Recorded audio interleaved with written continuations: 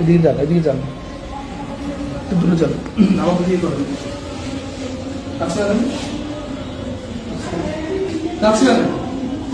আসসালামু আলাইকুম ওয়া রাহমাতুল্লাহি ওয়া বারাকাতুহু। দেশে এবং দেশের বাইরে কাছে কিংবা দূরে যে যেখানে দেখতে পাচ্ছেন, আমি অত্যন্ত দুঃখের সাথে জানাচ্ছি আপনাদেরকে, আসলে এগুলো বলতেও ভালো লাগে না। অমুসলিমরা ইতিমধ্যে আমরা দেখেছেন আপনারা, আমি একটু লাইভ করেছিলাম, আমাদের একটি মুসলিম পরিবারের একটি মেয়েকে হিন্দু কর্তৃক একটি ছেলে পতিতালয়ে বিক্রি করেছে এবং সেখানে গণধর্ষণ করেছে। তো সেটা আমরা যখন প্রতিবাদ করেছি, তখন মেয়ের স্টেটমেন্ট নিয়েছে সদর হাসপাতাল থেকে, তখন ভিকটিমকে ধরেছে এবং ভিকটিমকে সাজা দিয়েছে এবং তাকে অ্যারেস্ট করেছে আইনশৃঙ্খলা বাহিনী। আমরা তখন ধন্যবাদ জানিয়েছিলাম র্যাব সদস্যদেরকে।